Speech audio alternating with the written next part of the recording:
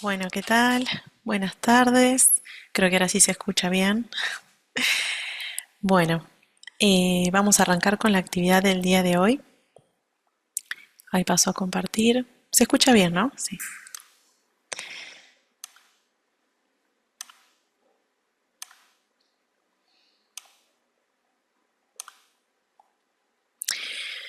Bueno, muy bien.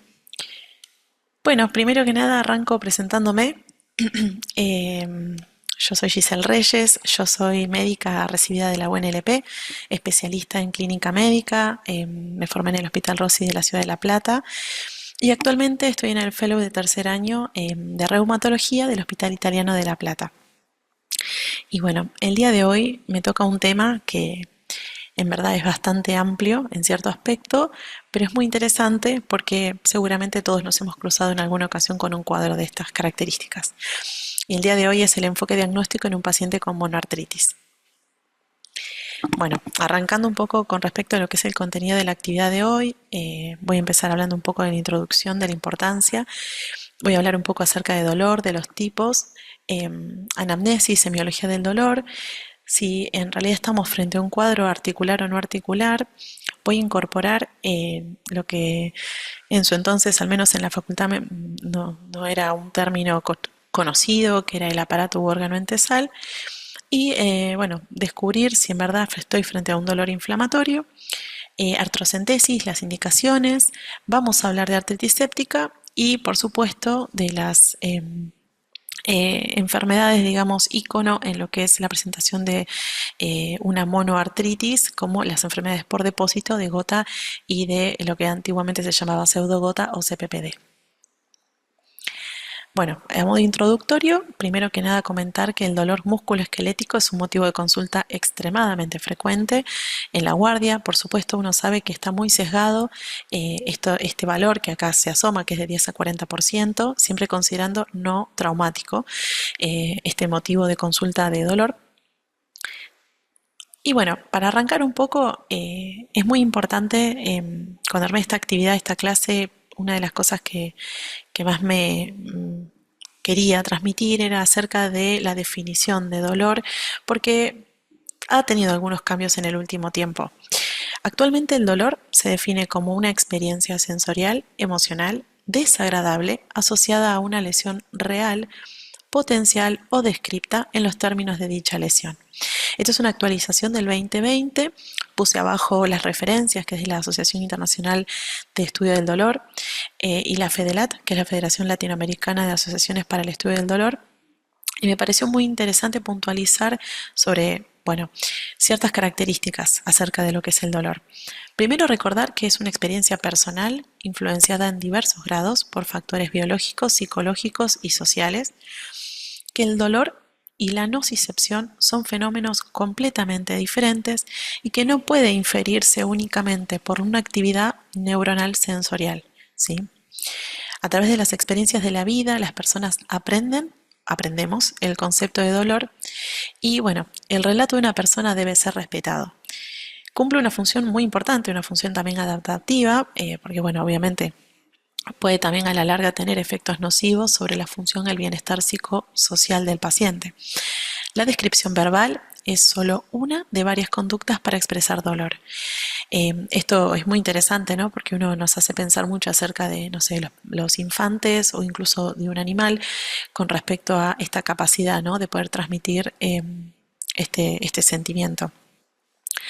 ¿Qué tipos de dolor conocemos? Bueno, el síndrome doloroso puede ser somático, que el paciente lo puede describir como opresivo, punzante, bueno, puede estar bien localizado, está relacionado a daño de estructuras somáticas, un hueso, un músculo, un tendón, y se transmite a través de, bueno, primordialmente las fibras mielinizadas a delta. El síndrome doloroso visceral, que suele ser más de tipo cólico, un dolor sordo, ¿no? Ese dolor que está presente, pero es mal definido por su localización y transmitido por fibras amielínicas tipo C. Se la relaciona a daño a vísceras. Ambos se incluyen en lo que se llama el dolor nociceptivo, es decir que, bueno, hay un daño a las estructuras referidas como real y el sistema nervioso en realidad transmite esa información. El síndrome doloroso neuropático, que el paciente lo va a referir como un ardor, quemante o como un toque eléctrico, incluso un recorrido. En este caso, el daño está en el sistema nervioso, bueno, somatosensorial. Puede ser a nivel nervioso periférico o incluso central. Es un dolor no nociceptivo, tiende a la cronicidad y obviamente es muy importante poder distinguir particularmente este tipo de síndrome doloroso, ya que el manejo del tratamiento en sí va a ser diferente a los otros.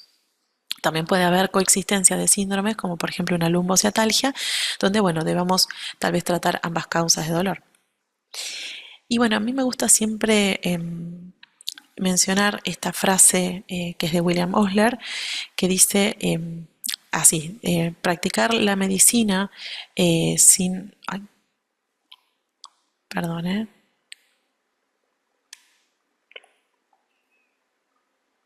estoy corriendo, perdón, en la barra.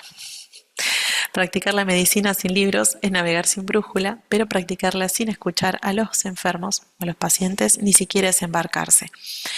Bueno, ¿por qué menciono esto, no? En la anamnesis que nosotros tenemos que encarar frente a un paciente con dolor, es importantísimo considerar la empatía, la capacidad que tenemos, que tiene una persona de percibir las emociones y los sentimientos de los demás, siempre basado en el reconocimiento del otro como un semejante.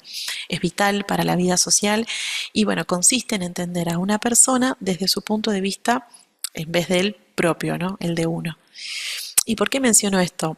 Me parece muy importante saber siempre cuando estamos con un paciente que tiene dolor o que refiere dolor, frente a quién estoy. Y obviamente imposible no arrancar cuando hablo de dolor, de la semiología del dolor. Yo sé que esto es, todos lo hemos visto seguro en pregrado, pero nunca viene mal recordarlo, ¿sí? ¿Cómo hago la semiología del dolor? Bueno, recordar el Alicia. El Alicia y el contexto también, ¿no? Como yo decía, no es lo mismo una paciente que viene diciendo, dolor, doctor, me duele todo, o vengo porque, mire, doctor, la verdad que yo trabajo en la construcción y no puedo doblar la rodilla, no puedo pisar, ¿sí? O sea, hay personas que tal vez tienen un umbral de tolerancia, digamos, al dolor que varía, como bien recién expliqué, muchísimo de persona a persona. Y fuera de eso, obviamente, cuando uno tiene ese signo síntoma, ¿no? Guía, el dolor, lo tratamos de agotar todo. Veo la antigüedad, cuándo arrancó, dónde se localiza, irradia, se va hacia algún lado, queda localizado, qué carácter tiene, es quemante, punzante, opresivo, es sordo, está presente pero no le condiciona problema, es transfixiante, es tenebrante. Bueno, la intensidad. A veces nosotros en lo que es, particularmente en reumatología, utilizamos lo que llamamos el VAS o la escala visual análoga, donde le decimos al paciente que nos diga si es que presenta dolor del 0 al 10. 0, ausencia, o 1 el dolor más leve y 10 el peor dolor o el que alguna vez tuvo en su vida. Entonces eso nos da una pauta para poder saber aproximadamente sobre qué estamos hablando, ¿no? Y cómo lo condiciona ese paciente. La atenuación, que le aumenta, que lo disminuye, si probó tomar analgésicos, si le calmó. Entonces, vamos a tener que plantearnos si estamos frente a un dolor articular o no, ¿no? Y esa sería la cuestión. No todos los dolores articulares alrededor de una articulación se originan ahí mismo. No nos olvidemos que hay un montón de estructuras perarticulares como huesos, ligamentos, tendones, bursas o músculos que también generan dolor. Entonces, ahí empezamos a hacer un poco de la disquisición y pensamos acerca de, bueno, un dolor articular, ¿cómo suele ser? Difuso, es profundo, diferente de algo periarticular, por ejemplo, la inflamación de una bursitis, donde la sensibilidad va a ser localizada en puntos alejados a la línea articular. Algo importante también al examen, que después también lo vamos a charlar, es el dolor articular. Se agrava con movimientos activos y pasivos, o sea, espontáneos del paciente y a la maniobra del médico.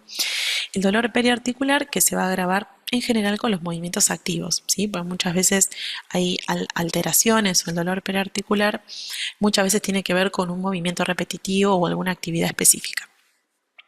Los síntomas mecánicos, el bloqueo, la inestabilidad, una cedencia, ¿sí? Apuntan a un origen articular del dolor. El clásico paciente que dice que se le traba la rodilla, ¿bien? Que puede ser de compromiso meniscal u otro.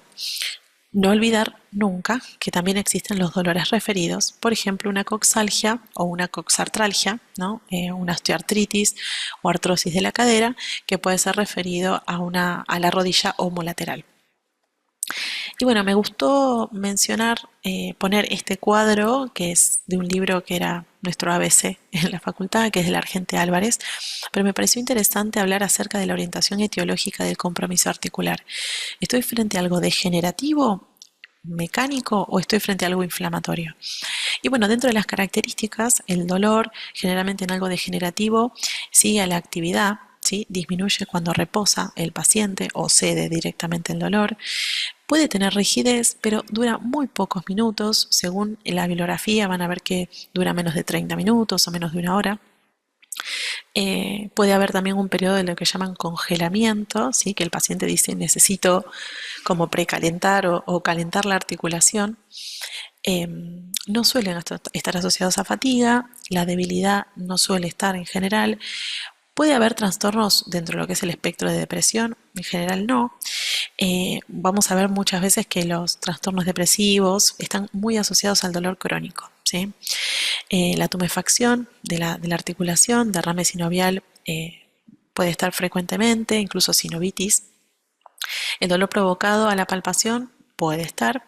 Que tenga tétrada, calor, rubor, es más raro, pero parcialmente puede presentarse. Y crepitación en la movilización articular es algo de lo más significativo.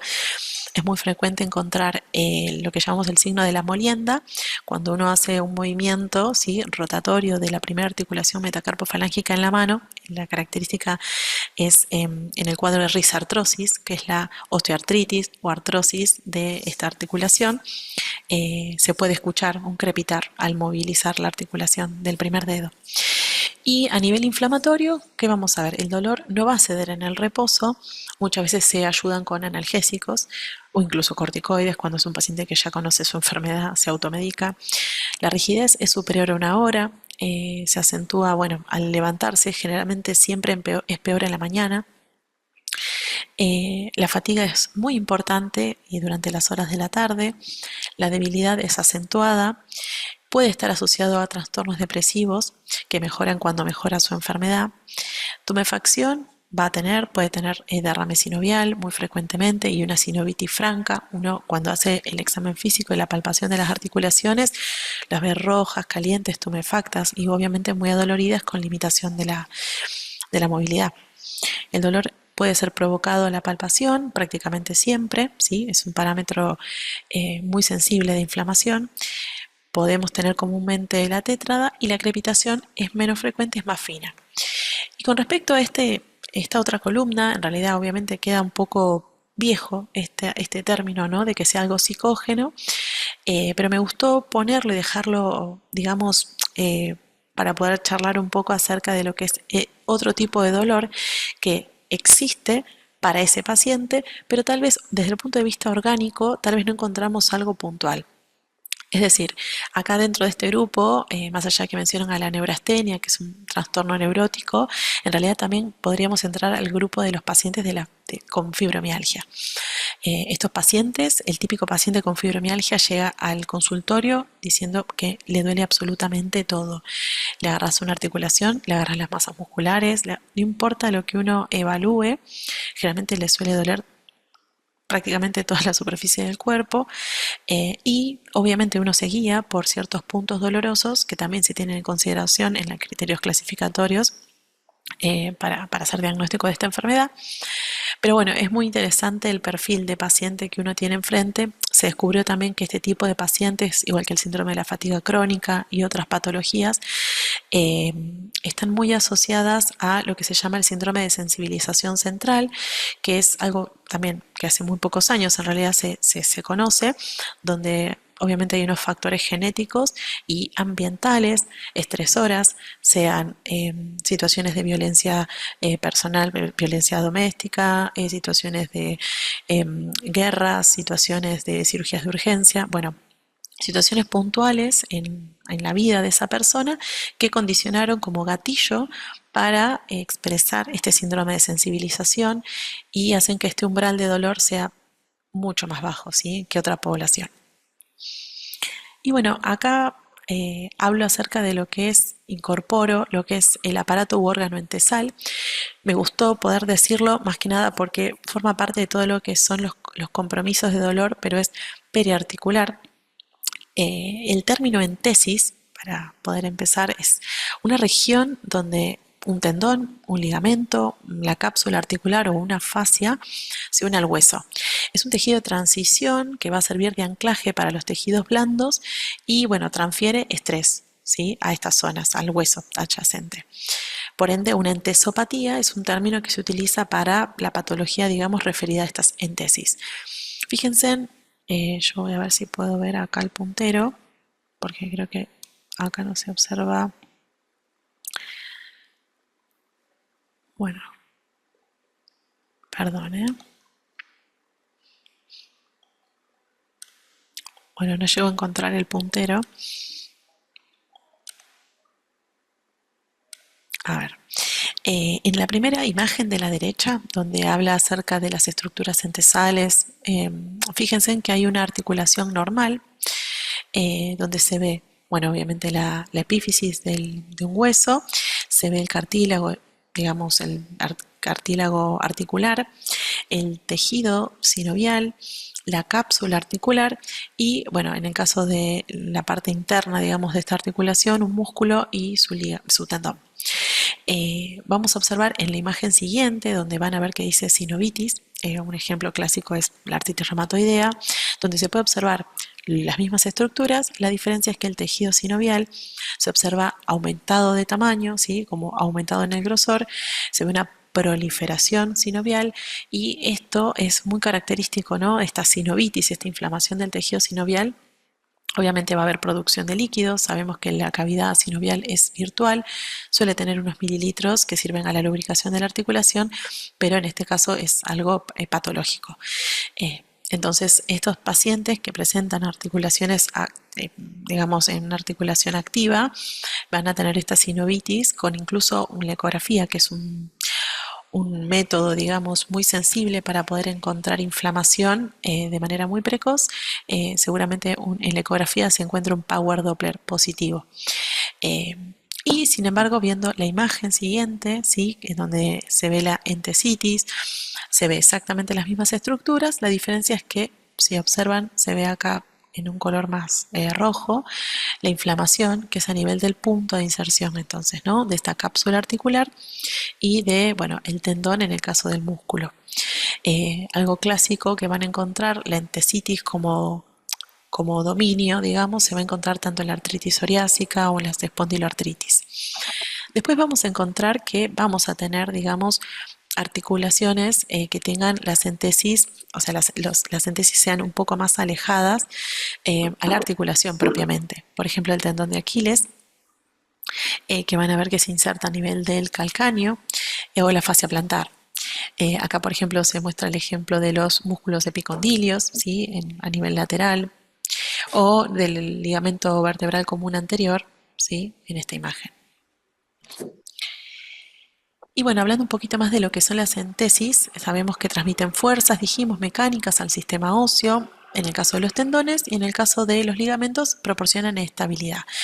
Suelen localizarse, como les decía, fuera de lo que es la articulación, se insertan en el hueso periarticular, tanto por ejemplo en las inserciones del tendón flexor de los dedos, que se observa acá. Se acuerdan que el profundo es más medial y el superficial es más lateral en forma de V. Acá se ve una imagen lateral. Me pareció muy interesante mencionarlo porque algo muy frecuente de encontrar en estos pacientes que vienen con dolor es el típico dedo en resorte, donde también se puede observar una tenosinovitis, una inflamación del tendón, puntualmente, bueno, en este caso puede ser del el flexor común profundo, y lo que sucede es que en un movimiento repetitivo, sea por ejemplo pintar, ¿sí?, hace que uno, al mantener permanentemente como si fuera en gatillo el dedo, por ejemplo el segundo dedo, hace que se inflamen estas vainas, este tendón, y bueno, se genera un stop. Entonces, ese dedo queda permanentemente en flexión y el paciente relata un dolor bastante localizado, incluso viene diciendo que tiene que utilizar la otra mano para poder estirar ese dedo, por ejemplo, en flexión. Esto es algo muy común, está muy asociado a diferentes enfermedades, desde artritis reumatoidea, osteoartritis, que es artrosis, u otras. Bien. También podemos encontrar que los entesis se insertan de manera distantes a cualquier otra articulación sinovial, como por ejemplo les había comentado el tendón de Aquiles, ¿sí? Al calcáneo, o la fascia plantar, o bueno, en el caso de los cuerpos vertebrales. Y entonces, ahí está. Las excepciones a esta regla de esta inserción de las entesis tan distantes, tenemos algunas excepciones como es la rodilla. Sabemos que tenemos ligamentos que son intraarticulares, ¿sí? El clásico los ligamentos cruzados, tanto, no sé si llegan a observar, se ve acá el tendón cuadricipital, la rótula, el tendón rotuliano. Fíjense en que acá tenemos el ligamento cruzado anterior, el ligamento cruzado posterior. El anterior siempre recuerden que es como si fuera una cuerda, el posterior es como si fuera una cinta. Y bueno, estos son intraarticulares. Otros ejemplos es la articulación sacroilíaca. Van a tener una clase de dolor lumbar, seguramente ahí puedan explayarse un poco más, porque si uno quisiera puede armar una clase de cada uno de estos temas, son muy amplios. Pero bueno, saber de que la articulación sacroilíaca es una de las articulaciones más amplias de la columna axial, que fíjense, esta es la vista anterior, es la que estamos acostumbrados a ver en una panorámica de pelvis, por ejemplo, mientras que en una vista posterior, fíjense en la superficie que presenta, y en un corte transversal, donde, bueno, acá vemos en una imagen tomográfica, si esto se agranda, se puede llegar a observar el ligamento sacroilíaco anterior, el ligamento sacroilíaco posterior, por acá, y en el centro el ligamento interóseo sacroilíaco. Capaz lo más importante de esto, que le estoy dando el puntapié para la clase seguro de lumbalgia, es recordar que cuando nosotros vemos esta articulación sacroilíaca desde la vista anterior, hay diferentes partes, es una articulación que es sinovial, y hay diferentes partes que van a estar afectadas. Generalmente el tercio anterior de la articulación sacroilíaca es sinovial. Entonces yo espero encontrar lesión, ¿sí? Erosiones, sobrecrecimientos, bueno, etcétera, inflamación propiamente, edema, ¿sí? O cambios grasos en una resonancia en la parte anterior, mientras que los 2/3 posteriores de la articulación sacroilíaca son más estabilizadoras, es donde predominan los ligamentos. Tenemos otras articulaciones que son dominantes en las entesis, como por ejemplo el esternoclavicular o bueno, por ejemplo, la articulación acromioclavicular. Obviamente les decía que esto da para hablar un montón, no los quiero aburrir. Sepan que en lo que implica el grupo, particularmente de lo que es el manguito rotador, se los menciono, está conformado por el músculo supraespinoso, infraespinoso, redondo menor y el subescapular, y que bueno, es un motivo de consulta extremadamente frecuente, por no decir que es la principal causa de lo que llamamos hombro congelado, el compromiso de la articulación acromioclavicular. También recordar que hay bursas a lo largo de todas estas articulaciones y que eso también van a condicionar otros diagnósticos diferenciales. Se acuñó el término de entesis funcionales en regiones donde el tendón se envuelve solo de protuberancias óseas, como pueden ver acá en los tendones peroneos. Se dice que hay más de 100 entesis en el cuerpo y bueno, el conocimiento anatómico, verán, es súper importante para poder saber bien que el mecanismo de inflamación de una entesis es totalmente diferente a una sinovitis. Una entesitis suele producirse fuera, como dije, de la articulación, y la sinovitis es propia de un proceso intraarticular. Y bueno, este es otro médico, que es Gregorio Marañón, que decía que el instrumento más importante en medicina es la silla, ¿no? Haciendo un poco hincapié a esta anamnesis que yo mencionaba. Y ahí arrancamos a hablar un poco acerca de lo que es las manifestaciones en lo que implica el dolor musculoesquelético. Yo lo primero que voy a hacer es plantearme si estoy frente a un paciente que tuvo un traumatismo o no, ¿no? Por supuesto, eso me divide las aguas. Fuera de eso, cuando estoy con un dolor musculoesquelético, pienso si esto es algo propiamente articular o periarticular. Si pienso que es algo periarticular, digo, bueno, ¿será una bursitis? Veo dolor puntual fuera de un sitio anatómico, el dolor empeora con los movimientos activos pasivos, incluso van a observar que las bursitis se pueden ver a mi propia inspección, suele dar abombamiento, puede estar incluso acompañado de eritema. Si es traumático, que es algo muy frecuente observar en las guardias de emergencias también, obviamente no es algo agudo, ¿no? Es algo que con el correr de los días aparece, después de, por ejemplo, un accidente.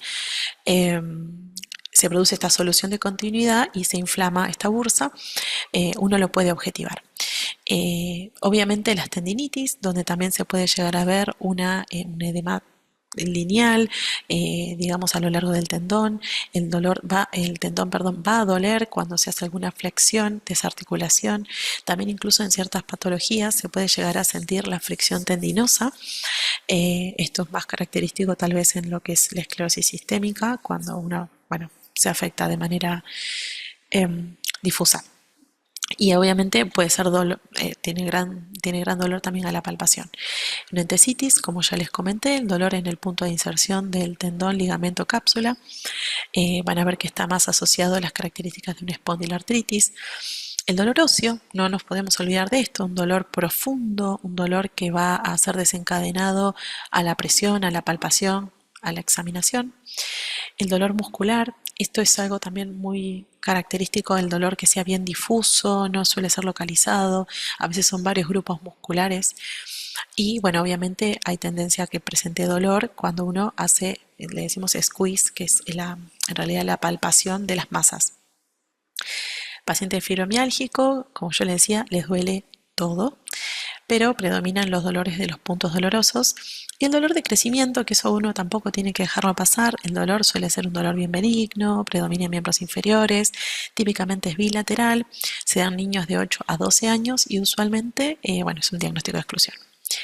Entonces hacemos una anamnesis, hacemos un examen físico, distinguimos entre lo que es un dolor articular periarticular y entonces digo, ¿estaré frente a algo inflamatorio o no inflamatorio? Bueno, lo característico de algo no inflamatorio, comillas, digamos, es la osteoartritis. Verán que durante años se acuñó el término de artrosis y se descubrió, obviamente hoy por hoy hay un mayor conocimiento de lo que es la fisiopatogenia, que en realidad el término no es correcto y por eso hoy por hoy se llama osteoartritis, ¿bien? O sea que algún componente inflamatorio presenta, no es que no. Pero bueno, quedó dentro de los ejemplos, digamos, de lo que es el compromiso articular no inflamatorio. Y otros, por ejemplo, el hipotiroidismo. Mientras que en algo inflamatorio yo tengo que pensar en, bueno, esto es una monoartritis, es una única articulación afectada, pienso en una artritis séptica, bien, que es una emergencia, pienso en artritis tuberculosa, puede ser cristálica, puede ser gota, puede ser una pseudogota que llamábamos antes, puede ser una espondiloartritis o puede ser una enfermedad poliarticular que está debutando con algo monoarticular. Esto es algo muy importante también a tener la alarma, digamos, de considerar y que hay que seguirlo en el tiempo a este paciente. Bueno, puede ser una oligoartritis, compromete de 2 a 4 articulaciones, puede estar presente en la gota, puede estar en la AIJ, ¿sí? Que es como una artritis reumatoidea en los niños, puede ser una artropatía psoriásica, puede ser una espondiloartritis y obviamente una poliartritis, que son de 5 articulaciones o más, artritis reumatoidea de la cabeza, artropatía psoriásica, lupus, esclerosis sistémica, bueno, IJ, STIL, otras. Y entonces tengo que empezar a pensar acerca de qué patrón de reconocimiento utilizo en estos pacientes. Y bueno, pienso, esto es algo agudo, esto es algo insidioso, ¿sí? Esto es algo agudo, la artritis séptica, el paciente viene con clínica de días. Puede estar asociado no a algo traumático, ¿no? Pero bueno, después lo vamos a ver. Algo insidioso es algo progresivo, algo paulatino, que puede ser incluso, como les decía, algo bien agudo, incluso se puede autolimitar. En el caso de algunas artritis reactivas, puede ser algo crónico, ¿sí? Generalmente agudo tomamos como menos de 2 semanas o agudo 2 a 4, a crónico más de un mes. La afectación de las articulaciones, el número mono, oligo, poli. ¿Cómo es su distribución? Es simétrica, o sea, es de ambas manos, ambas piernas, ambos pies, afecta más miembros superiores, miembros inferiores, es de pequeñas o grandes articulaciones. Grandes articulaciones creo que queda tal vez bastante obvio, pero la coxofemoral, ¿sí? Articulaciones de la cadera, de la rodilla, y pequeñas articulaciones interfalángicas, por ejemplo, proximales o distales, articulaciones específicas, ¿no? Y bueno, obviamente características extraarticulares, tiene fiebre, cómo es el patrón de fiebre, lesiones mucocutáneas, si es a nivel oral, si es a nivel genital, si está asociado a ojo seco, boca seca, bien, para pensar en un síndrome Zika y por ende en un Sjögren, nódulos, ¿sí? Que sean, por ejemplo, que presente nódulos subcutáneos dolorosos, ¿sí? Con eritema nodoso, pensar en vasculitis, bueno, eso.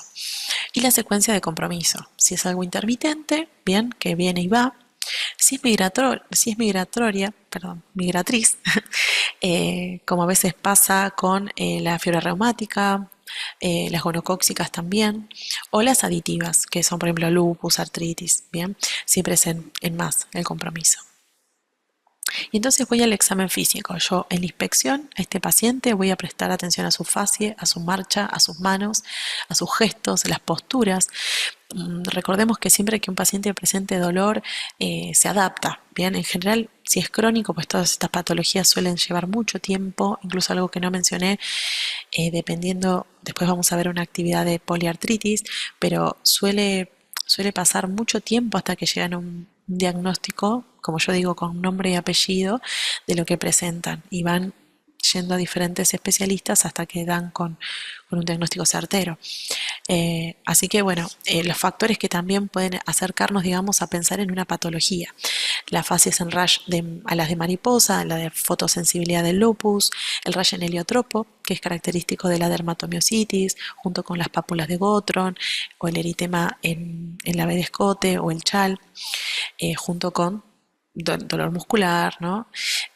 Escasa mímica, lenguaje monocorde, piel seborreica en un parkinsoniano, que a veces también puede presentarse con rigidez y puede ser también presuntamente articular. La piel tirante, con microstomía, ¿sí? La que llamamos boca de pajarito, rodeado de arrugas.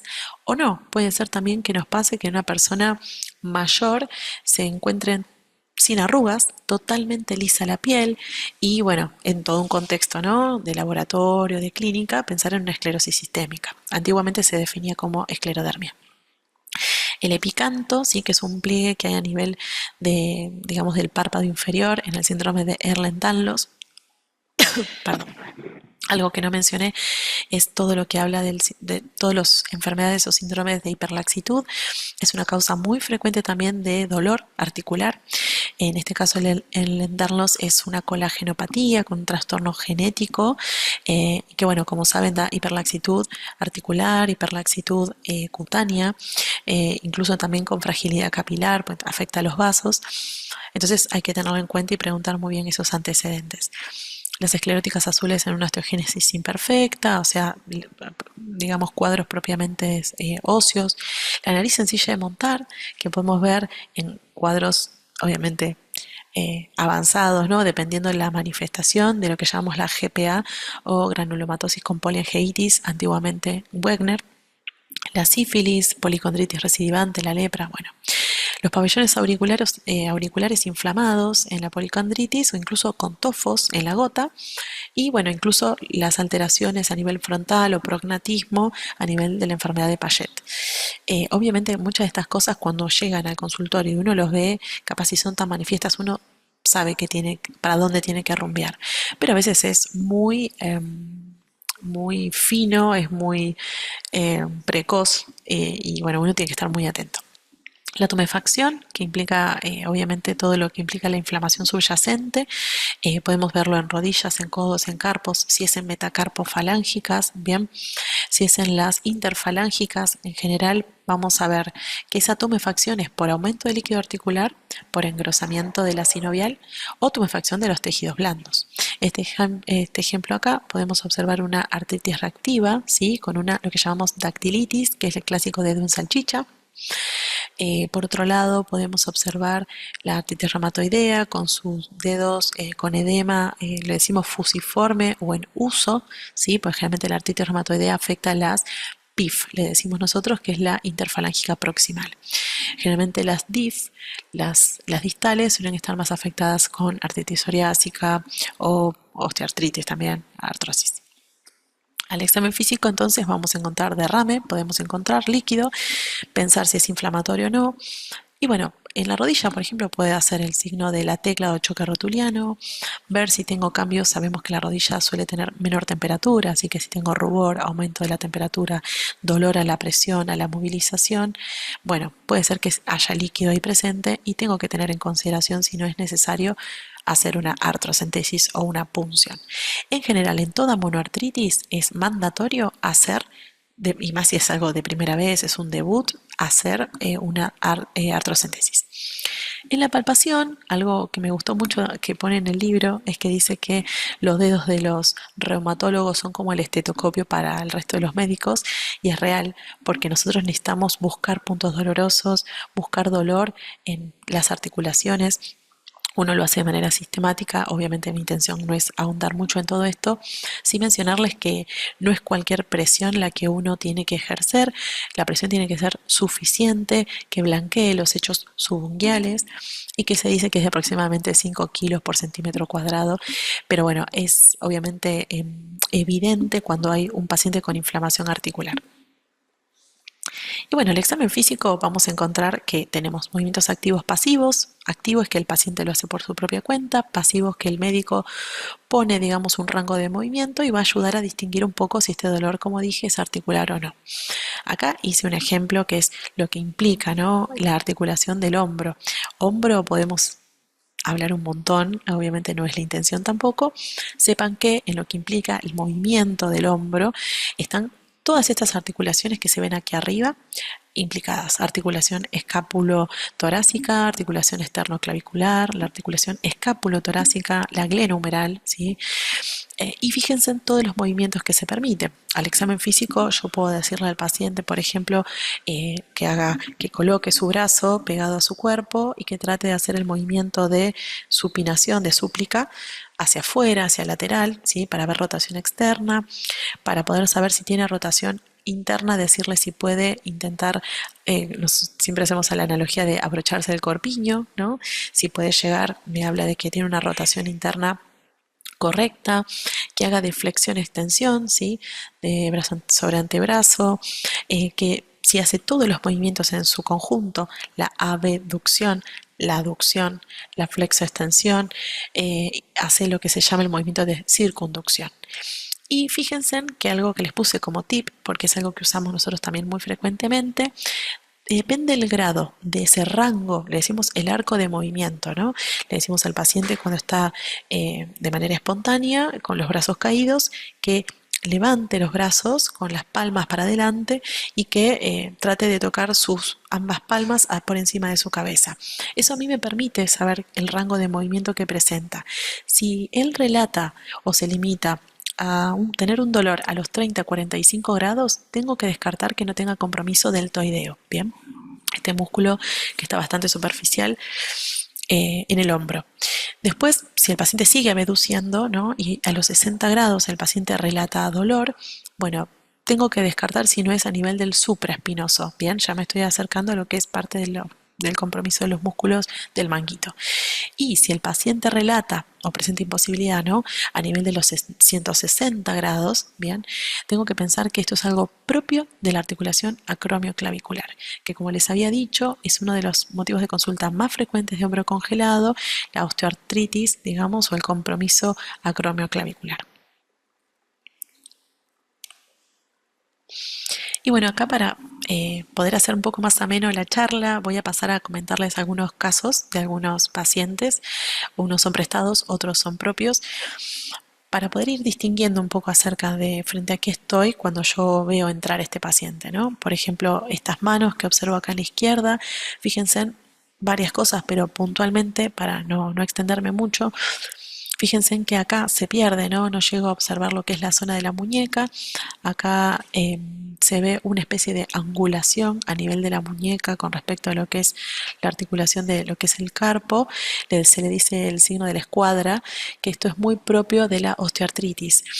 Fíjense en las nodulaciones de los dedos, de las articulaciones, tanto de las PIF como de las DIF.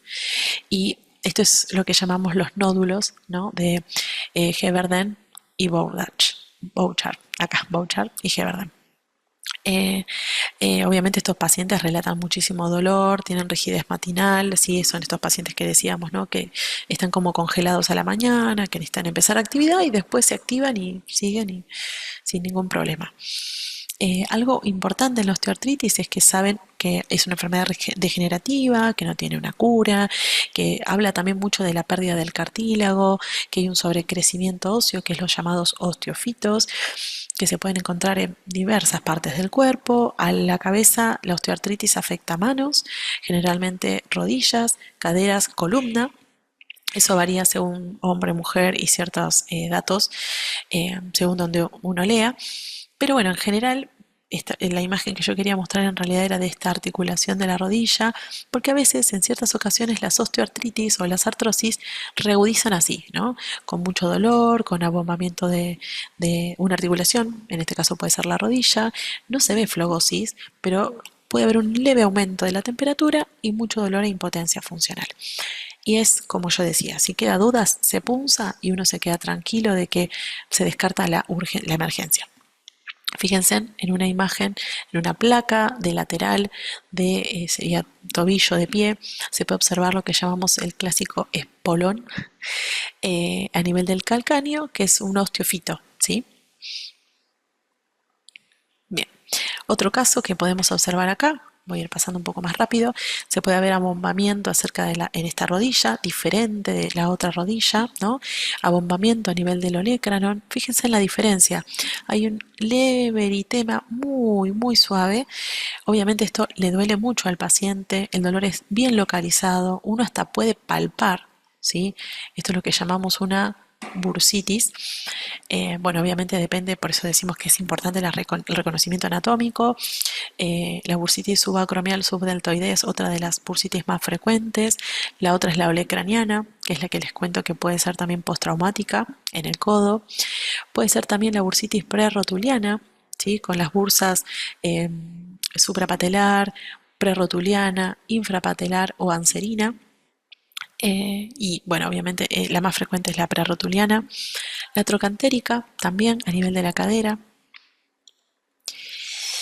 Bien, acá vamos a ver en esta imagen, si ustedes observan, se ve un poco borroso, pero se puede ver muy bien la delimitación que tiene en esta vista de posterior de ambos talones de este paciente, donde se ve perfecto digamos, el tendón aquiliano en el pie derecho, en la articulación del tobillo derecho, y fíjense en el izquierdo, ¿no? Con abombamiento, incluso se ve con aumento de eritema. Bueno, esto es lo que nosotros llamamos una entesitis, ¿bien? Uno cuando va palpando el tendón, tendón, tendón, y cuando uno llega al punto de inserción, este es el punto máximo de dolor del paciente. Otros ejemplos también a tener en cuenta es la fascia plantar o la fascitis plantar, que es algo muy característico también. Recordemos que la entesitis no solamente puede ser por enfermedades autoinmunes inflamatorias, ¿no? En este caso puede ser una artritis psoriásica o una espondiloartritis. También puede estar dentro de lo que son los microtraumas, ¿sí? Pacientes con sobrepeso, pacientes con, por ejemplo, no sé si ya presentan un sobrecrecimiento, proliferación ósea, puede ser más fácil que eso se inflame, ¿no? A nivel de la fascitis y se genere, perdón, una fascitis plantar. Otro clásico también para poder describir, el típico paciente con dedo en salchicha, ¿sí? Es un aumento de las partes blandas de manera homogénea, localizada. Pero cuando uno está frente a este paciente, es clásico que el paciente diga, yo doctora, la verdad es que no me golpeé, creo que sí, o sea, medio como que suponen que, pero en realidad no hubo algo traumático propiamente. Esto tiene otra otra etiopatogenia. Entonces empiezo a evaluar al paciente y encuentro lo que llamamos la onicodistrofia, ¿bien? Cambios de la coloración, del grosor de las uñas. Generalmente esto es bilateral. Si evalúo al paciente, estos obviamente son diferentes pacientes, ¿no? Puedo llegar a encontrar placas eritematosas con escamas blanquecinas, perladas, pueden dar prurito incluso. En este caso, acá, bueno, después lo vamos a ver en la clase de poliartritis, pero estos son lo que llamamos los dedos telescopados, ¿bien? Se genera mucha erosión cuando hay una artritis psoriásica librada a su evolución y se puede generar erosión o acroesteolisis con pérdida de hueso distal. Pero también podemos encontrar estas onicodistrofias. El clásico que nosotros aprendemos siempre, el dedo, la uña en dedal, ¿no? Con esos puntitos que se pueden encontrar en ambas manos. Hay también lo que se llama la gota en aceite, también de cambios unguiales. La psoriasis propiamente cutánea, que está retroauricular o incluso a nivel de articulaciones extensoras en los codos. Pero bueno, muchas veces pasa desapercibido. Hay pacientes que vienen con dactilitis y cuando uno los empieza a revisar encuentra placas eritematosas en ombligo, placas eritematosas retroauriculares que no se habían observado, placas así, ¿no? Psoriásicas de interglúteo. Entonces es muy importante también desvestir al paciente y revisarlo en su todo. Y este es un paciente que vi yo hace muy poquito en el consultorio. Por suerte son pacientes que ya hoy por hoy no se ven, por suerte. Pero bueno, este hombre es un señor de 77 años que vino a la consulta con estas manos. Fíjense en esta imagen. La verdad es que es algo que, vuelvo a repetir, no vemos muy frecuentemente. Se imaginan el diagnóstico presuntivo que uno puede llegar a observar. Este señor venía, como verán, ayudado de un bastón, tenía mucha limitación de la movilidad. Se imaginan que si estaban así sus manos, sus piernas, sus caderas, sus hombros, ¿sí? Su cara, también estaba afectado, sus pabellones auriculares. Es un paciente con una gotatofasia. Esta imagen es de otro paciente, pero también tenía sus rodillas afectadas. Creo que los pueden llegar a ver, ¿no? Como tiene un afinamiento y acá como un aumento del grosor en las rodillas. Eh, todo esto que ustedes pueden observar, este material que se fue depositando, bien, son todos cristales de urato monosódico. Es, les decía, característico de la gota. Esto es algo muy evidente y se imaginan que es tremendamente invalidante para el paciente. El tratamiento en este contexto, más allá que uno puede darle tratamiento de lo último, es más de tipo paliativo, ¿sí? Tratamiento del dolor, por sobre todas las cosas. Y bueno, ¿qué métodos complementarios entonces vamos a utilizar? El líquido articular, por ende, la artrocentesis. Sabemos que el líquido articular es un ultrafiltrado plasmático que también tiene ácido hialurónico, su aspecto es claro, es tipo clara de huevo se le dice, que es escaso, como les dije, porque ayuda más que nada a la lubricación articular, pero va a tener mayor volumen dependiendo el compromiso inflamatorio. Suele tener proteínas de alto peso molecular, fibrinógeno, inmunoglobulinas, lipoproteínas, y bueno, que también van a aumentar. Y yo les voy a dejar este cuadro porque me parece que es un cuadro icónico para tenerlo siempre presente o como machete, porque la verdad es que es importante recordar qué es lo normal en un líquido articular, ¿sí? El volumen menor de 1 mililitro, que tenga una viscosidad alta, que tenga, este es el ejemplo de una rodilla, ¿no? Que el color sea incoloro o apenas amarillento pálido, tiene que ser transparente, puede tener menos de 200 elementos o glóbulos blancos, menos del 25% de polimorfos y obviamente cuando uno lo cultiva es negativo. En el caso de los cuadros no inflamatorios, puede haber frecuentemente hasta 4 mililitros de líquido, la viscosidad sigue siendo igual, alta, el color suele ser amarillento, suele ser transparente, pero ya los leucocitos pueden ser hasta 3000. Los polimorfos suelen ser también menor del 25% y el cultivo es negativo. Mientras que si es algo inflamatorio, va a haber varios mililitros, la viscosidad va a bajar, el color es de tipo amarillento, la claridad en realidad es opaco, los glóbulos blancos son más de 3000, más del 50% son polimorfos y los cultivos también van a seguir siendo negativos. Inflamatorio me refiero a artritis reumatoidea, artritis psoriásica, bien. Séptico. Bueno, acá esto, como dijimos ya antes, es una emergencia. A menudo vamos a encontrar varios mililitros, va a deformar la articulación, la viscosidad va a ser variable, el color puede ser variable, pero generalmente es opaco, turbio. Se puede encontrar más de 100.000 glóbulos blancos en ese líquido, más del 85% van a ser polimorfos y frecuentemente los cultivos van a ser positivos. Y les dejo estas imágenes también sobre, en realidad, en este ejemplo es una artrocentesis de rodilla. Obviamente va a depender qué articulación uno quiera punzar. No me voy a extender mucho en eso porque podemos hablar un montón también, pero la rodilla es como lo más capaz categórico, lo que más frecuentemente uno puede llegar a hacer incluso como, digamos, como clínico, es hacer una punción, aspiración de la articulación con un abordaje, en este caso de cara interna. En general nosotros solemos hacer de cara externa, pues lo dividimos en 4 cuadrantes y en el ángulo super externo hacemos punción ahí, ¿no? Con una cierta angulación. También acá muestran el abordaje lateral. Obviamente nosotros utilizamos lidocaína, ¿no? Utilizamos normas de antisepsia y más allá de eso, obviamente puede ser tanto diagnóstico como terapéutico. Es muy frecuente en los pacientes con osteoartritis, como les decía, que uno les hace una punción, saca líquido para poder evaluarlo, termina siendo no inflamatorio y bueno, el paciente relata un alivio franco muchas veces.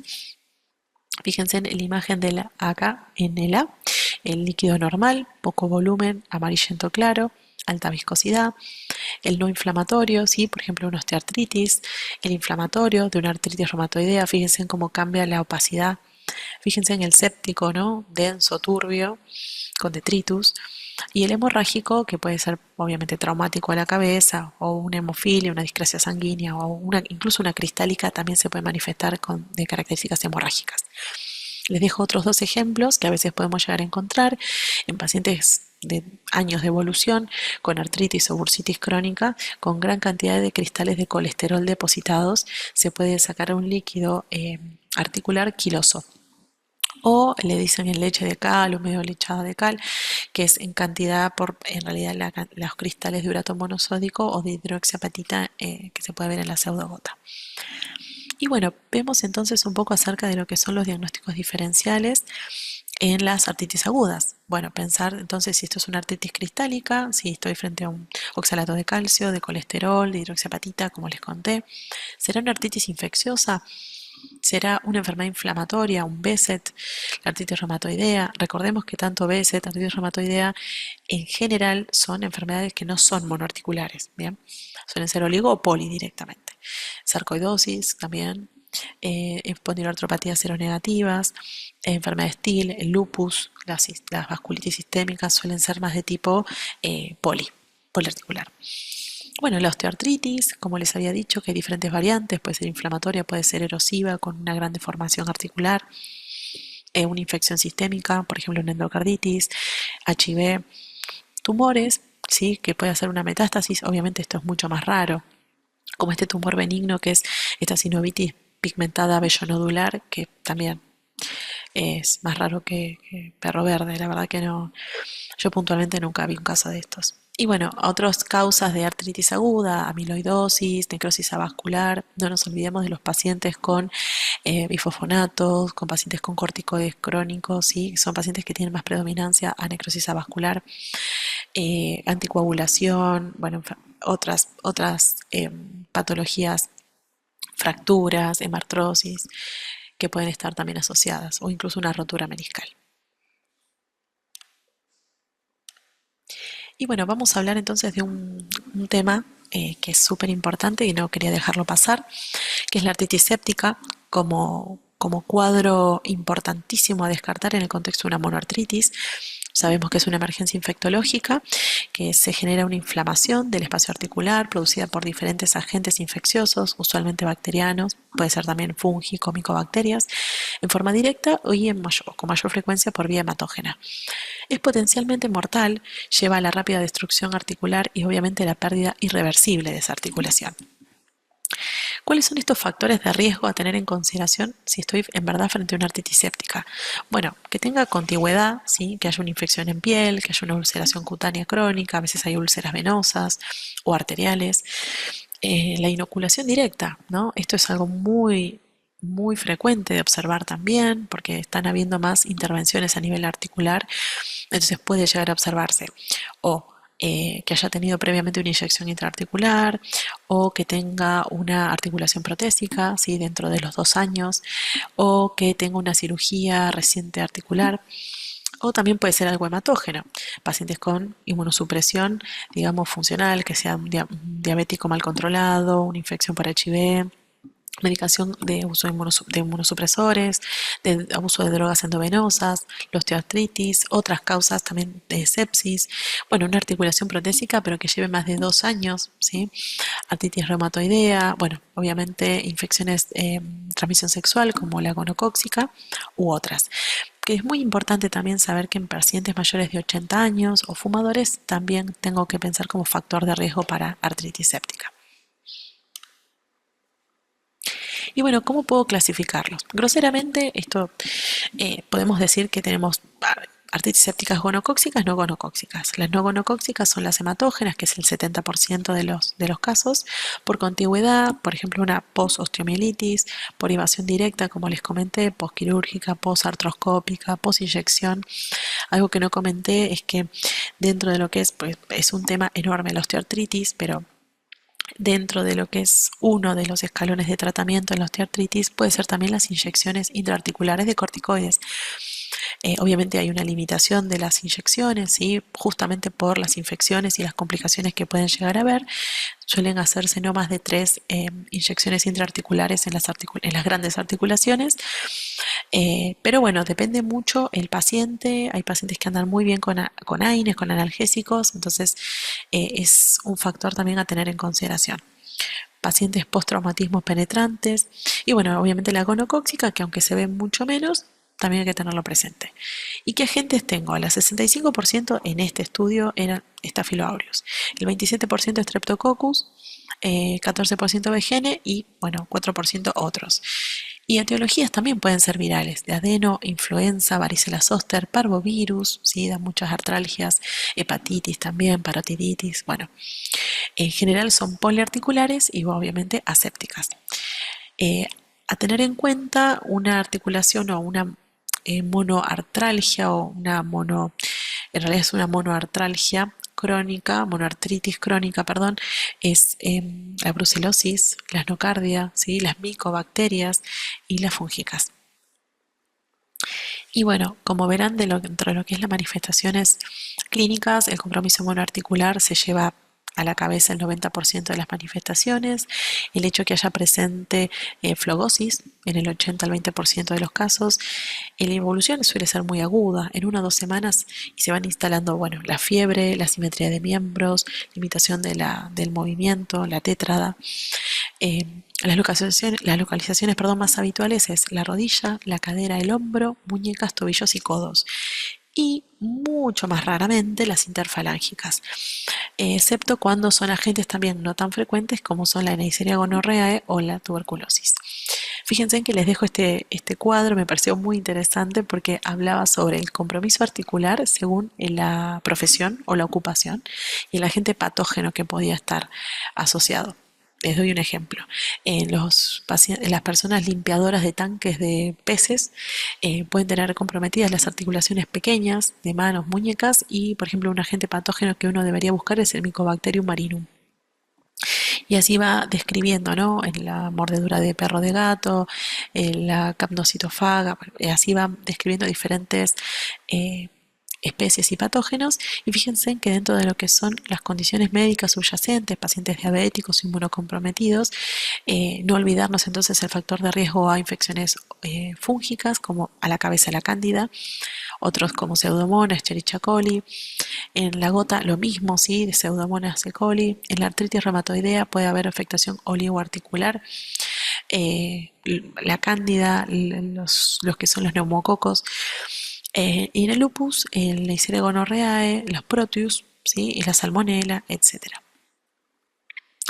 Y este artículo me gustó mucho también, es de esta revista que es de enfermedades infecciosas y microbiología clínica, donde me muestra un algoritmo de manejo en estos casos, ¿no? De estos pacientes. Bueno, yo debería empezar diciendo, estoy frente a un caso sospechoso de artritis séptica, busco el examen físico, veo los antecedentes personales, me da la impresión clínica, lo manejo como una emergencia.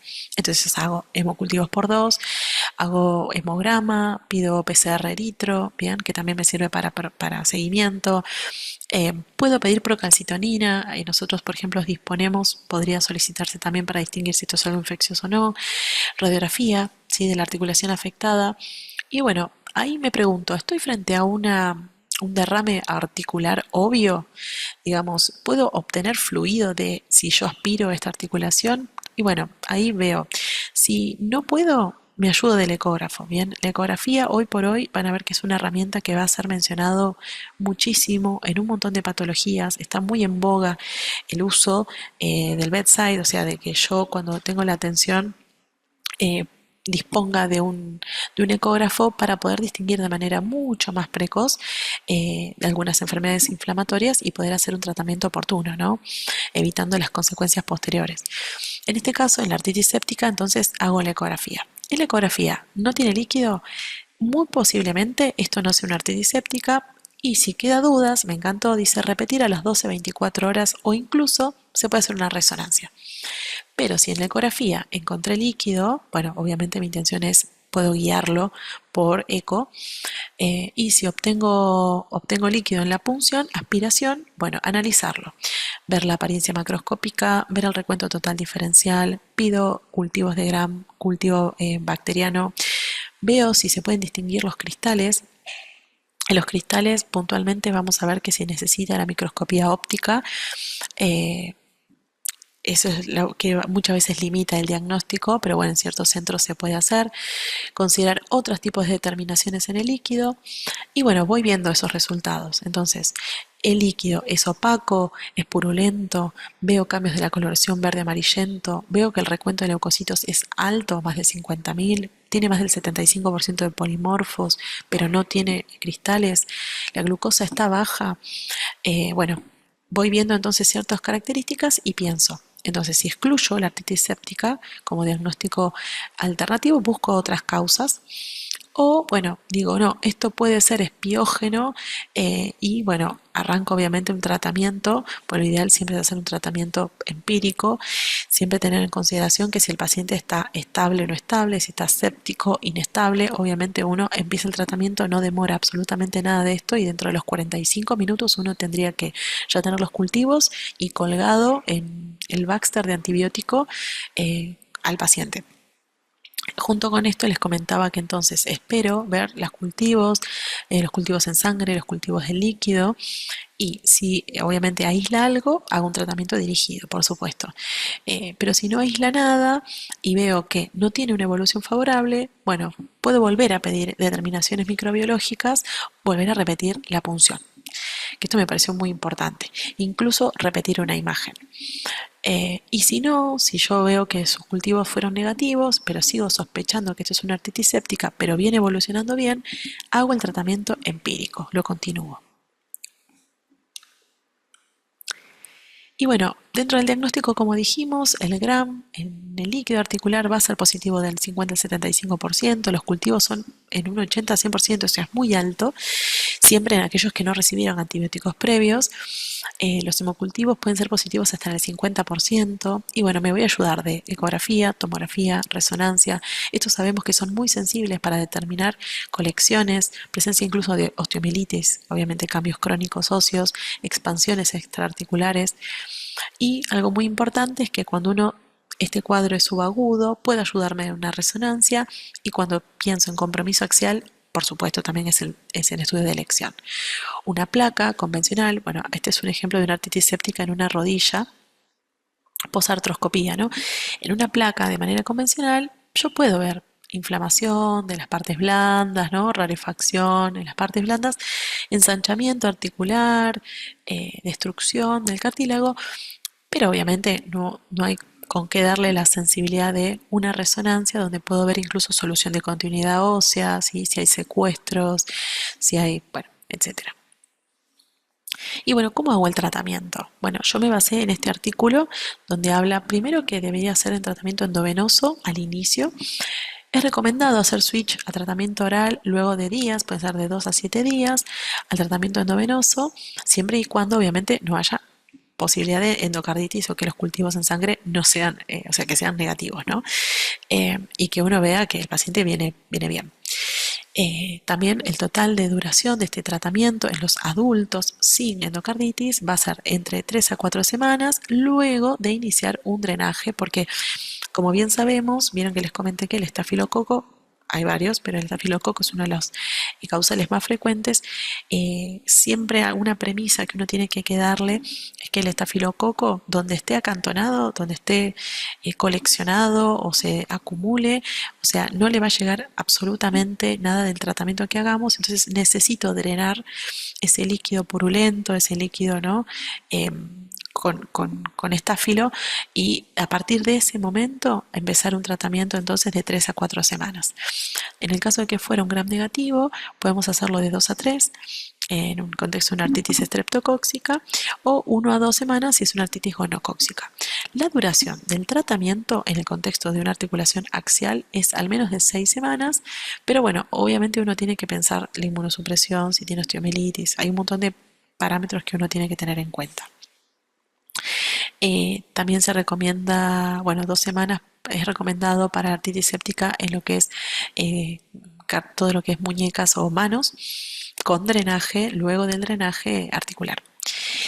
Esto es lo que es el tratamiento empírico para gram positivos, para cocos, en lugares de alta prevalencia, meticilino resistentes de estáfilo, de SAMR, vancomicina 1 gramo cada 12 horas, donde hay baja prevalencia, cefazolina 2 gramos cada 8, gram negativos para cocos o en bacilos, pensar también en clínica que puede ser sugerente, ¿no?, de una infección gonocóxica diseminada, ceftraxona, C3 a la cabeza, 1 gramo endovenoso en 24 horas, más acitromicina, que se puede hacer una dosis única.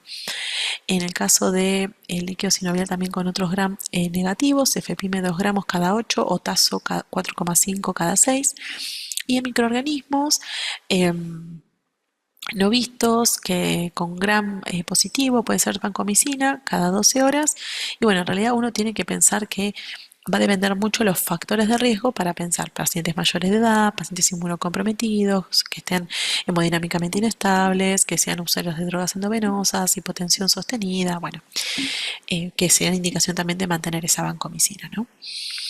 En el caso de las artritis sépticas por otros microorganismos como las cándidas, bueno, primero que nada, el tratamiento quirúrgico debería ser, tener en consideración. Se sugiere de 6 a 8 semanas de terapia con azoles, equinocandinas o anfotericina liposomal. Los Mycobacterium tuberculosis, que también es muy importante el diagnóstico precoz temprano para saber si tiene abscesos óseos, secuestros, porque bueno, obviamente se va a hacer tratamiento tuberculostático y los expertos recomiendan mantener de 9 a 12 meses. Obviamente en este caso siempre se recomienda el tratamiento supervisado del tratamiento tuberculostático. Y en el caso de los artritis gonocóxica, como les dije, la ceftriaxona 1 gramo en 24 o cefotaxime 1 gramo cada 8. Se puede utilizar también switchear a tratamiento con ciprofloxacina 500 cada 12 o cifixime 400 cada 12. Obviamente no nos olvidemos que estos pacientes pueden tener otras ITS asociadas, ¿sí?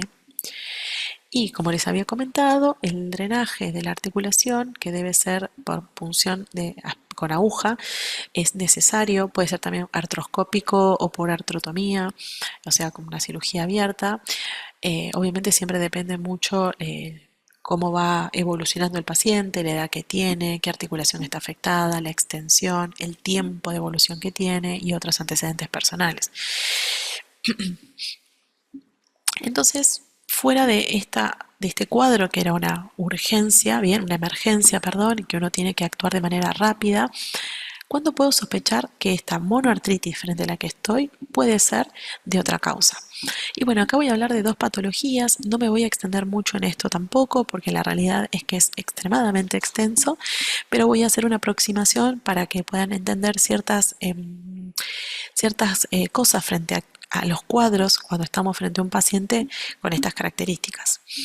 La gota, como pueden ver, bueno, es una enfermedad crónica de afectación articular, suele ser un debut de manera monoarticular, el típico primer dedo, ¿no?, del pie con un estado de hipersensibilidad, el típico paciente que dice que no soporta el roce de las sábanas, que se produce en realidad por depósito de cristales de urato monosódico y que en verdad, si esto se mantiene liberado a su evolución natural, puede ser incapacitante, como casi como la imagen que les mostré del paciente de los tofos. Bien.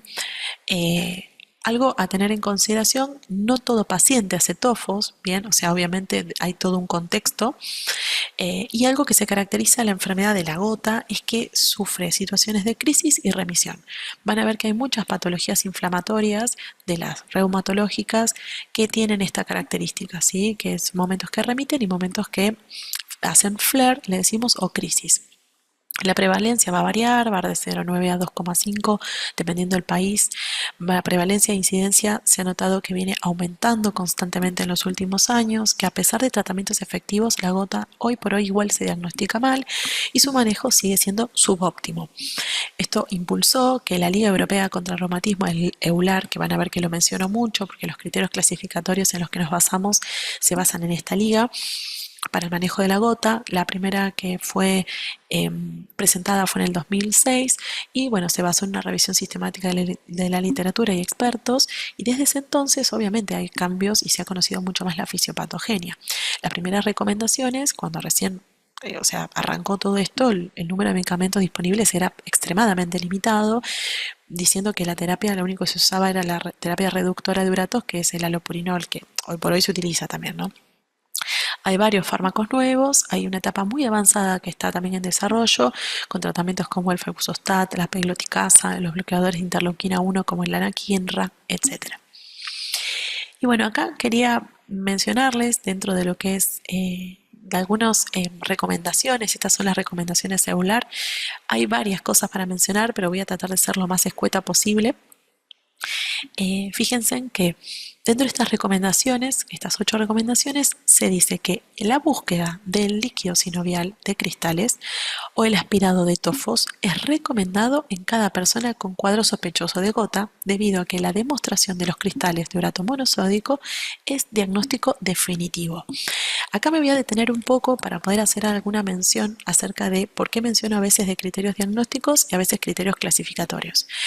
Algo que van a escuchar mucho en reumatología es que nosotros no solemos tener criterios diagnósticos, utilizamos lo que llamamos los criterios clasificatorios. ¿Y qué son? En realidad los utilizamos en la práctica clínica, en la práctica del día a día como diagnóstico, pero en realidad fueron creados los criterios clasificatorios para unificar grupo de pacientes. Van a ver que justamente, y esto nos pasa todo el tiempo, cuando uno no sabe lo que tiene, se lo mandamos al reumatólogo, pero eso pasa porque nosotros tratamos enfermedades que en general son raras o poco frecuentes. Entonces, eso hace que nuestro N, cuando uno hace una investigación, cuando uno publica, ¿no?, información de este tipo, no es lo mismo hacer una publicación de hipertensión o dislipemia o hipercolesterolemia, o sea, es un N muchísimo mayor frente al que estamos tratando, a diferencia de que si yo tengo que hacer un trabajo de investigación de lupus o de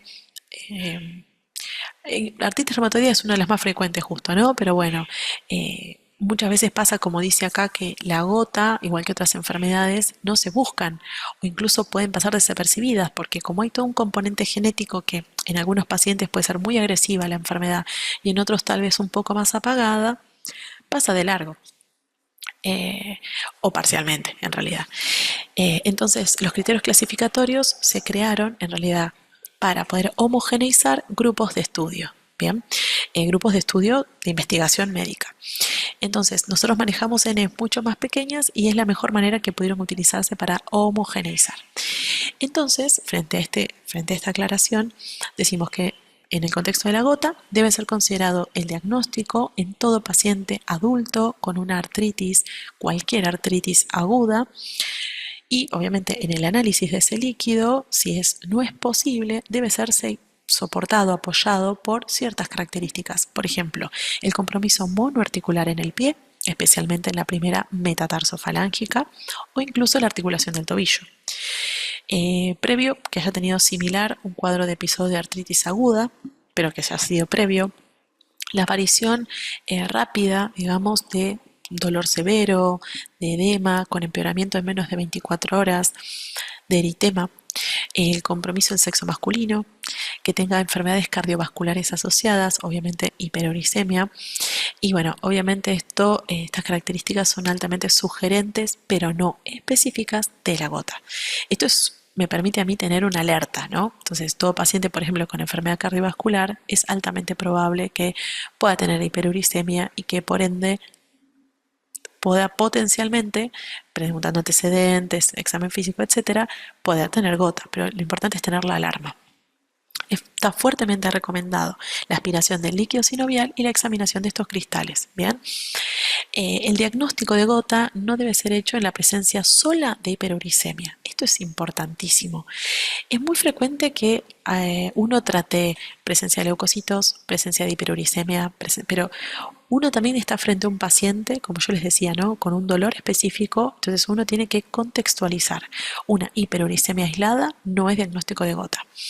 Cuando el diagnóstico clínico de gota es incierto y no es posible la identificación de cristales, bueno, debe utilizarse otros métodos y bueno, ahí podríamos utilizar, por ejemplo, ecografía, resonancia y pensar en diagnósticos alternativos también.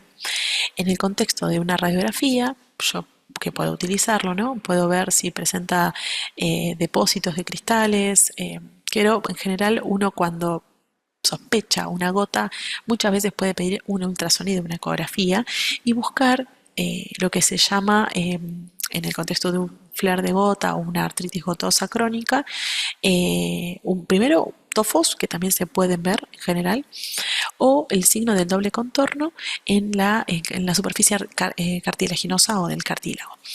Esto es algo muy, muy específico cuando hay depósitos de urato monosódico en las articulaciones por gota. ¿Cuáles son los factores de riesgo también, como les decía, para la hiperuricemia crónica?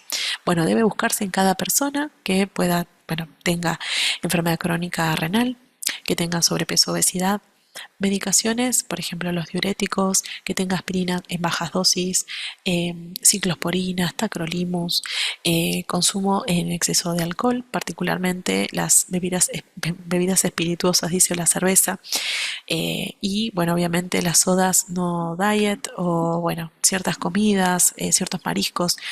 Esto es muy interesante porque cuando uno hace ciertas pautas higiénico-dietéticas en los pacientes gotosos,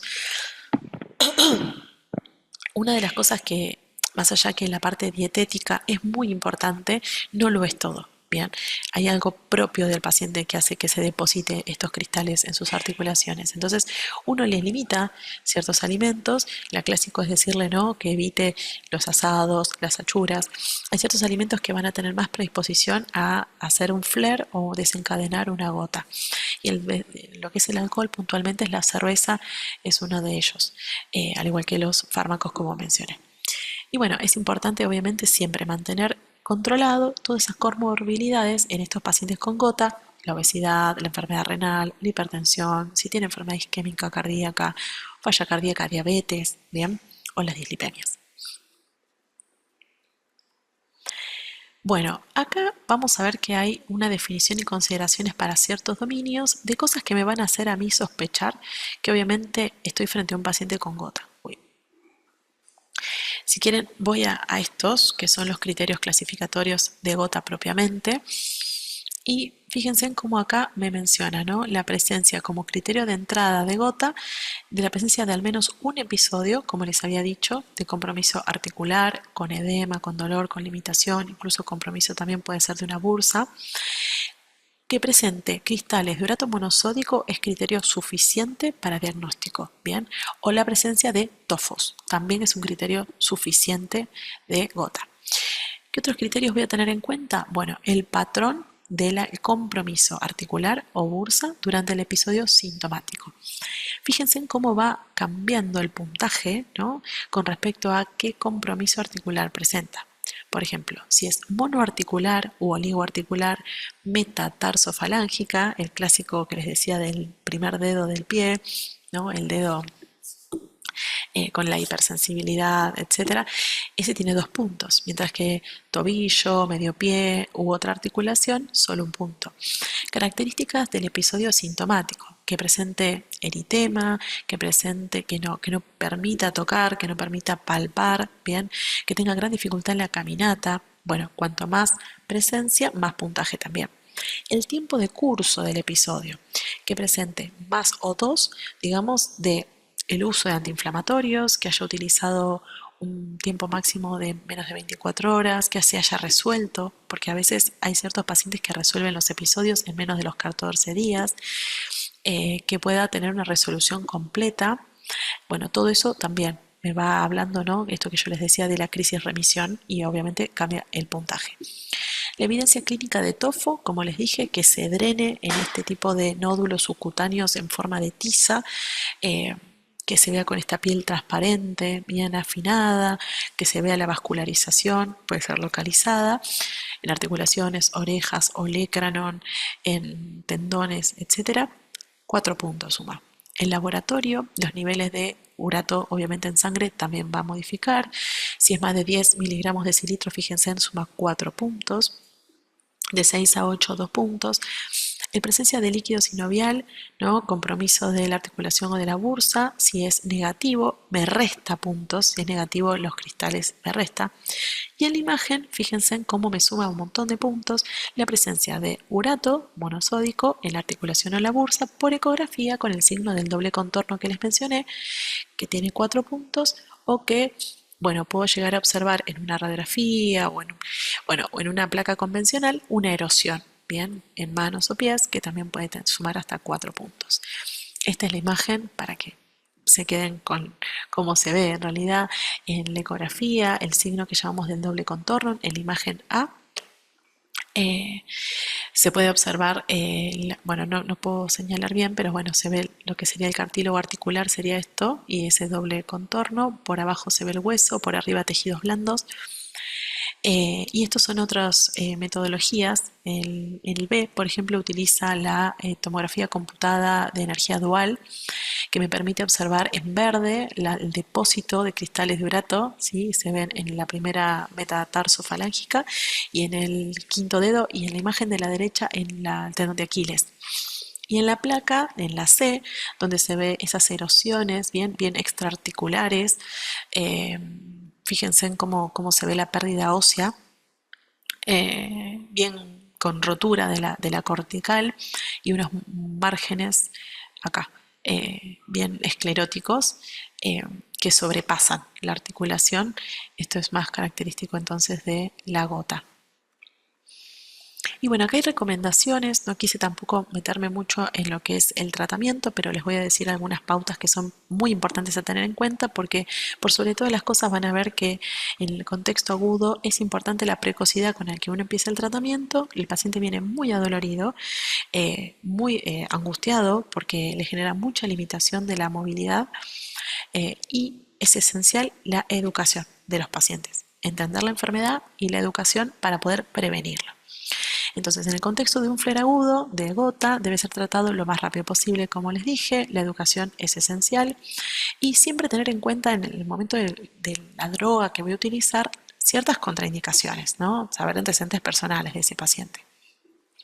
La recomendación de primera línea, esto es de un UpToDate 2016 de ACR regular, es el uso de colchicina en el contexto de flare dentro de las 12 horas del flare, o sea, muy rápidamente, con una dosis de carga de 1 miligramo seguido de luego de 0,5 miligramos a la hora, y luego se puede dejar o 1 miligramo o AINES, que también se pueden utilizar con inhibidores de protones si uno lo va a utilizar de manera prolongada, o corticoides orales. Por ejemplo, prednisolona de 30 a 35 miligramos, o sea, hasta 40 miligramos de metilprednisona se puede usar por 3 a 5 días. Obviamente, se puede utilizar también la punción, la infiltración, perdón, o inyección de corticoides intraarticulares. Y siempre recordemos que en el contexto de una enfermedad renal crónica severa voy a tener contraindicado el uso de colchicina y de AINES. Bien, no debe ser nunca utilizado en pacientes la colchicina que tienen inductores del acitocromo, como por ejemplo la ciclosporina o claritromicina. Es una pauta en realidad para tenerlo de prevención. Bien, en los pacientes que tienen frecuentes flares y tienen contraindicado la colchicina, los AINES y los corticoides oral inyectable pueden utilizarse, y si no también los antiinterleuquina 1, los bloqueadores, como les comenté hoy, el anakinra o canakinumab, que, a ver, el anakinra no está disponible en la Argentina, el canakinumab sí, son drogas muy caras, son de alto costo, pero bueno, pueden ser considerados en ciertos tipos de pacientes. En el contexto de una infección actual que tenga contraindicación de alfa 1 beta bloqueador, de antiinterleuquina 1, las drogas, digamos, para reductoras de urato deben ser ajustados siempre a un objetivo específico. Bien, La profilaxis para los flares también debe ser muy bien explicado y discutido con el paciente. La profilaxis debe ser recomendado al menos por los primeros 6 meses de reducción de urato. Y bueno, podemos utilizar de profilaxis 0,5 miligramos día de colchicina, a dosis que se pueden ir reduciendo también teniendo en consideración la enfermedad renal si presenta. Eh, es muy importante también considerar y discutir con el paciente las indicaciones en el contexto de presencia de flares, de tofo, de artropatía de urato o de enfermedad de cólicos renales, ¿no? De presencia de litos renales, porque, bueno, a veces hay pacientes que utilizan esto como tratamiento crónico, sean, por ejemplo, los diuréticos que también mencionamos. En el contexto del urato monosódico es recomendado, digamos, uno debería acercarse al diagnóstico cuando uno debería, perdón, acercarse al tratamiento de reducción de uratos en todo paciente menor de 40 años, que tenga niveles mayores de 8 miligramos decilitro, que tenga comorbilidades, enfermedad renal, hipertensión, enfermedad isquémica cardíaca o falla cardíaca, y bueno, siempre educando al paciente con respecto a esto. En pacientes con que presentan niveles, digamos, de ácido úrico que deben ser monitorizados, generalmente suele ser hasta 6 o menor de 6. A veces en algunos pacientes que tienen enfermedad renal crónica se suele pedir un objetivo un tanto más bajo, o pacientes que tienen una gota severa como TOFO, artropatía crónica o ataques frecuentes, uno trata de tener un objetivo de ácido úrico menor, de hasta menor de 5. También hay que tener en consideración que uno va a ir controlando al paciente, ¿no? Para poder ir ajustando la medicación. En pacientes con enfermedad renal normal, el allopurinol es recomendado de primera línea. Para empezar, acá lo que se utiliza es una dosis inicial de 100 miligramos día y bueno, es muy llamativo porque capaz que nosotros utilizamos, dependiendo del tipo de paciente frente al que estamos, se recomienda aumentar 100 miligramos cada 2 o 4 semanas, si es requerido, y obviamente hasta llegar al valor de uricemia que uno quiere lograr. También se puede hacer switch por otro tipo de reductores de urato como el Feuxostat, pero bueno, también lo tenemos que tener disponibles, ¿no? En los pacientes con enfermedad renal, el allopurinol en dosis máxima también debe ser ajustado a su función a la creatinina. No olvidarnos que se puede se- perdón, no olvidarnos entonces que en pacientes que pueden ser switchados a Feuxostat o que pueden también darse benzpromarona con o sin allopurinol, hay que tener en cuenta el filtrado glomerular que no sea menor de 30 mililitros, ¿sí? En pacientes con tofos crónicos también, con muy mala calidad de vida, que la verdad es que no se puede llegar a un objetivo de ácido úrico objetivo en el que uno dice, bueno, debería llegar a esto. Bueno, a veces en algunos casos se puede hacer combinación de drogas en dosis máximas o indicar la pegloticasa. Cuando la gota ocurre en los pacientes que están recibiendo diuréticos tacídicos, también hay que buscar un sustituto, ¿bien? Utilizar otras drogas, los sartán, bloqueantes cálcicos, etcétera. Bueno, vamos un poquito a hablar de pseudogota o de CPPD, lo que antiguamente llamamos pseudogota. Es una artritis sintomática común caracterizada por depósito de cristales de pirofosfato, por eso se llama CPPD, CPPD disease. La prevalencia de la condrocalcinosis radiográfica es a menudo indicador de la enfermedad, va a variar la prevalencia de 4 a más de 10%, generalmente en adultos mayores, aunque la prevalencia real de la enfermedad sintomática sigue estando incompletamente definida. La investigación hoy por hoy ha quedado muy rezagada, con respecto a otros tipos de artritis, debido en parte porque faltan criterios validados, ahora ya salieron unos, pero bueno, la imposibilidad de poder hacer microscopía de luz polarizada del líquido sinovial, la diversidad de presentaciones que incluyen artritis aguda por cristales, artritis inflamatoria crónica, osteoartritis por CPPD o el síndrome de la apófisis odontoides, coronada, que si quieren después lo vamos a hablar, dificulta la comparación en diferentes estudios.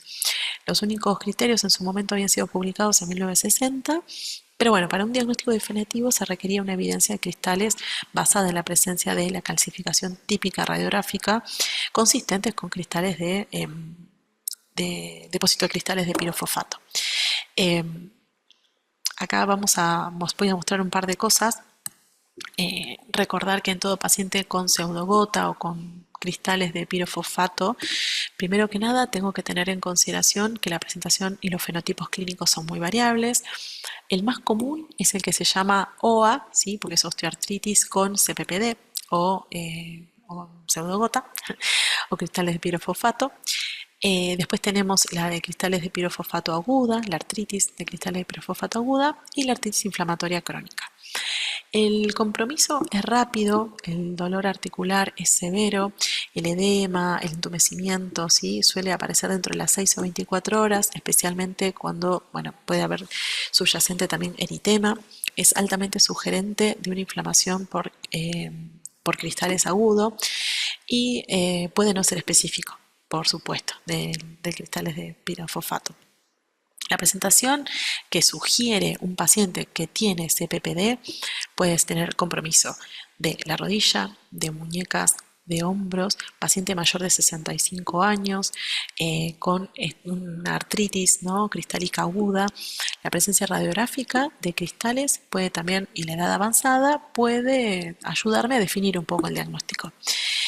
Fíjense que acá a la derecha les muestro lo típico, la típica búsqueda que nosotros hacemos en los pacientes con depósito por cristales de pirofosfato en la placa frente de rodilla, donde podemos observar, ¿no?, ese depósito triangular, justo externo, en esta rodilla, o a nivel de lo que es el ligamento del carpo, bien, los depósitos. Esto también esto es a nivel metacarpo falángico.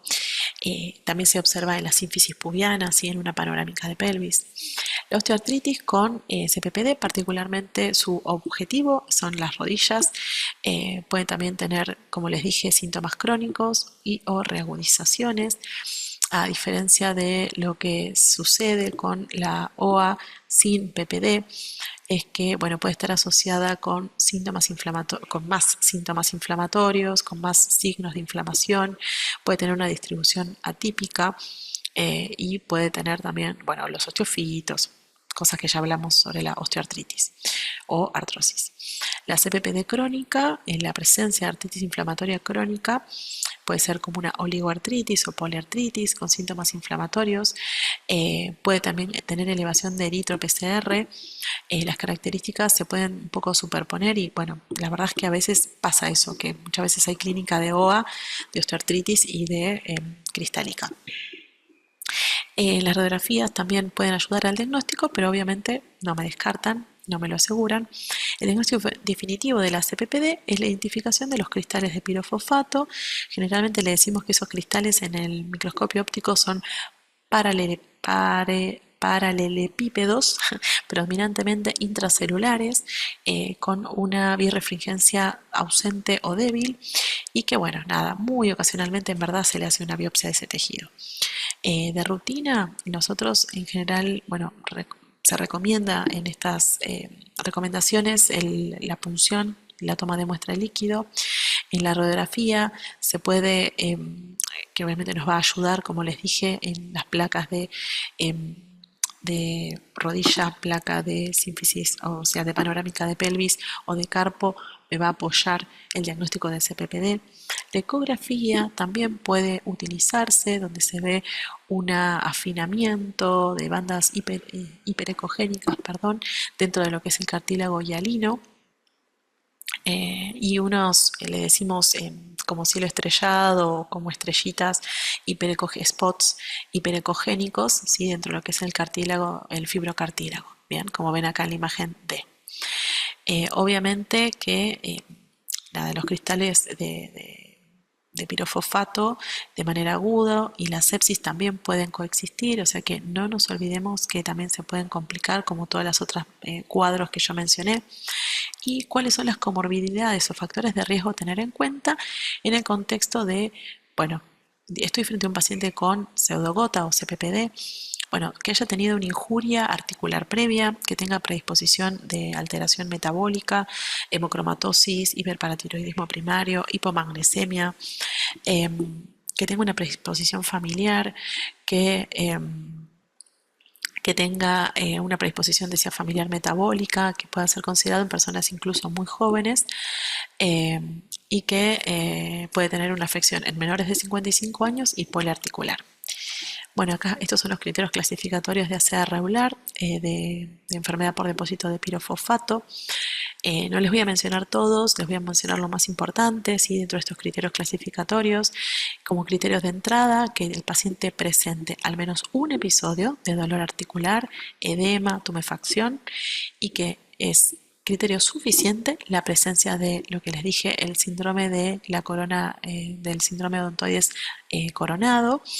Esto no les pude mostrar una imagen, es algo muy raro de ver, pero es algo muy categórico de la patología. Entonces, en una placa de cervical uno puede llegar a observar unas calcificaciones en los depósitos de pirofosfato alrededor de la apófisis odontoides. Obviamente la presencia de líquido sinovial con demostración de cristales de pirofosfato es algo suficiente, junto con una articulación edematosa, dolorosa, ¿no? Tumefacta. Generalmente tienen que sumar al menos 56 puntos dentro de estos criterios clasificatorios para poder decir que el paciente tiene una enfermedad de pirofosfato. Fíjense en lo complejo, ¿no? Porque digo, uno se pone a leer, yo ahora les voy a comentar algunas cositas más sobre los criterios clasificatorios, pero ahora entendemos un poco por qué es tan difícil la búsqueda, la pesquisa y también la incorporación después en estudios de este tipo de cuadros. Uno tiene que tener una alta sospecha o tener el machete de todos esos criterios clasificatorios muy presentes para poder buscarlo. Uno no sabe lo que encuentra si no sabe lo que busca. Entonces, dentro de lo que son los ítems que van a ir viéndose, los dominios, fíjense en la presencia de la edad. Si es mayor edad, más puntos, menor edad, menos. El tiempo, si yo presento, por ejemplo, uno o más cuadros de artritis aguda, de episodios de artritis aguda, suma hasta 16 puntos. Si tuvo un solo episodio, 12 y así. Fíjense en la localización, si tiene la típica, ¿no? El compromiso típico de, no sé, de las rodillas, de las muñecas, de las metacarpo, la primer metatarso, perdón, falángica, todo eso va sumando diferente puntaje. Que tenga o no enfermedad metabólica, fíjense en que tenga presencia 6 puntos. La presencia de cristales de pirofosfato, ¿sí? Si está ausente en una o dos ocasiones, me resta puntos. Si está presente, no suma nada. Perdón, si no fue hecho, no suma nada. En el contexto de la OA, de la osteoartritis en mano o muñeca, bueno, también podemos ver que hay hallazgos que pueden estar asociados, como les decía, ¿no? El compromiso de la articulación radiocarpiana, bilateral, ese suma 7 puntos, que tenga 2 o más de los siguientes. Bueno, que tenga articulación a nivel de la metacarpo falángica, perdón, que tenga OA, sí está bien, en la segunda metacarpo, en la tercera metacarpo, que tenga evidencia de los cristales de pirofosfato en las articulaciones periféricas de manera sintomática. Si tengo presencia en una placa, en una ecografía, en una tomografía, como les decía, de energía dual, todo eso me suma 16 puntos y todos los otros menos o incluso me restan. Y la presencia del número de articulaciones afectadas también me va a sumar diferente puntaje. Más articulaciones, más puntaje. Y para terminar, finalmente, perdón si me extendí tanto, les dejo acá lo que es el manejo de la articulación de una enfermedad por cristales de pirofosfato de manera aguda en un flare o de manera crónica.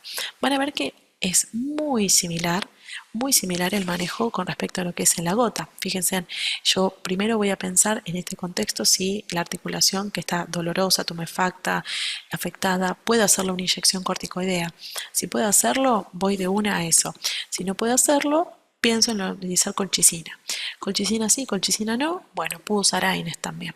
Si puedo contra o no puedo utilizar corticoides. Y en el caso de que fuera refractario a todas estas etapas, puedo utilizar antiinterleuquina 1, perdón. O sea, vuelvo, ¿no?, a esto que yo les comentaba del anakinra o canakinumab. En el caso de que sea algo crónico, lo mismo.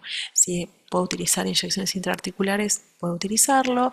Si puedo utilizar colchicina, que seguramente es a lo que nos vamos a abocar a utilizar, bueno, puedo utilizar de 0,6 a 1,2 miligramos día, de manera crónica. Puedo utilizar AINES, también puedo usar corticoides. Fíjense que es todo muy similar.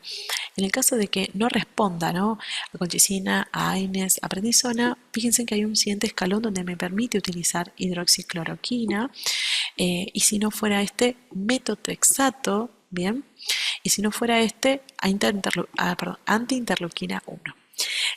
Bueno, no quería extenderme mucho más, da para charlar muchísimo más de este tema, pero quería que al menos les suene, que tengan en consideración qué fármacos, qué drogas uno puede barajar al momento de estar frente a un paciente con sospecha de una enfermedad cristálica.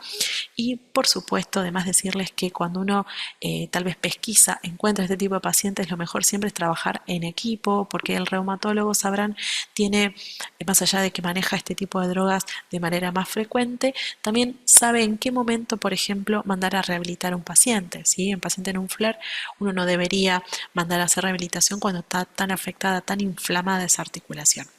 Eso vale para cualquier patología inflamatoria articular. Así que bueno, con esto terminé. No sé si tienen algún tipo de duda. Dejo unos minutitos para responder. Gracias.